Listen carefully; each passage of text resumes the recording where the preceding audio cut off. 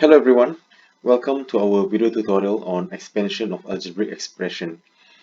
Okay, today I have three examples that I want to show you, but before I proceed to show you how to do these three types of question, we need to look at the table in front of you that's highlighted in green and red. Okay, so we first need to understand this product rule. Okay, this is the product rule, or also it also applies for division rule. Okay, what this table is trying to tell you is every time you have a positive number multiplied by another positive number, the outcome is always a positive number. Okay, if we have a negative number multiplied by a negative number, you will still get a positive number. For example, if I have a 4 multiplied by 2, you will get an 8. If you have a negative 4 multiplied by negative 2, you will get an 8, because negative multiplied by negative gives me a positive. 4 times 2 is 8. Okay, so what's going to happen for the bottom two, the one in red, is if I have a positive number multiplied by a negative number, or negative number multiplied by a positive number, I will get a negative number. Example, let's say I have a 4 multiplied by negative 2. This is positive multiplied by negative is a negative number. 4 times 2 is 8, so I have an 8 here. So if I have a negative 4 multiplied by a 2, okay, let's undo this. 4 multiplied by 2 equals to negative 8 as well, because negative times positive is negative. 4 times 2 is 8. Okay, so I hope you all understand this. The same goes for division. If you have let's say we have 4 divided by negative 2. This is positive and negative, right? Positive and negative gives me a negative. So 4 divided by 2 is 2. So it's a negative 2. Okay, so just remember, as long as your signs are the same, okay, as long as the signs are the same, you'll get positive. If the signs are different, one is positive, one is negative, you will get a negative outcome. This is one of the most important table that you must remember. Okay, so let me just erase this. We don't need this. So now let's go through the examples, keeping in mind our product rule.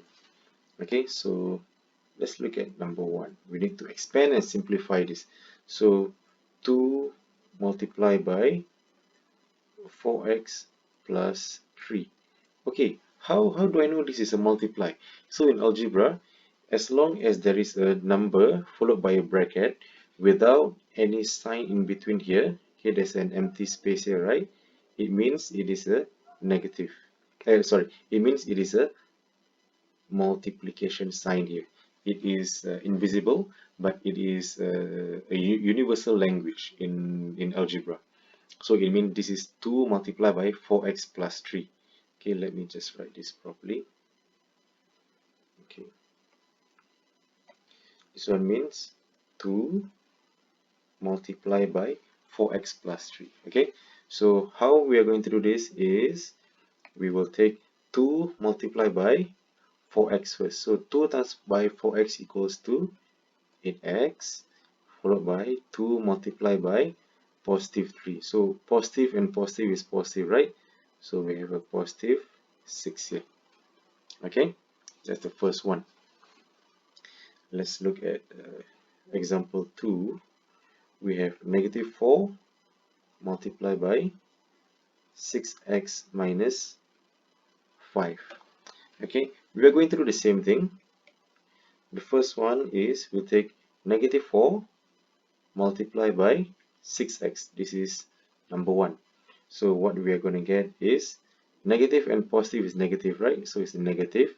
4 times 6 is 24. Last one, there's an x, so we put our x here. Okay, number 2, is this one. Negative 4 multiplied by negative 5. So negative multiplied by negative is a positive. So we put our positive first. 4 times 5 is 20. So we have a positive 20 at the end. Okay. So this is how we do example number 2. For example number 3, what you can see here is negative 3x minus 7y with bracket 2. This is the same as number 2, just that the number is at the end. Okay, the number is at the end. So you have 3x minus 7y, then multiply by 2. So to make it simple, I always encourage students to bring the 2 in front, then 3x minus 7y. So essentially you get the same type of question that you see at number 2. Okay, the number is in front, brackets is at the back. So the first one is 2 multiplied by 3x, right? So you will get 6x. 2 multiplied by minus 7y. So you get a negative 14y. Okay, so these are the different ways, the different types of question you might get for simplification, expand and simplification of your algebraic expression. Okay, so let me just stress out the most important part in expansion, or when we do expansion, which is the table here, the green and red. As long as you have the same signs, positive multiplied by positive, negative multiplied by negative, you will get a positive answer. If you have a positive multiplied by negative or negative multiplied by positive, you get a negative. As long as they're different, you will get a negative outcome. The answer, the number will be a negative number. Okay. So okay, one more thing that I would like to remind you guys is when we do expansion, okay, I always follow this rule. I always would want to do the signs. I will look at the signs first. What is the sign? That means I will do my positive and negative, negative and positive, or whatsoever.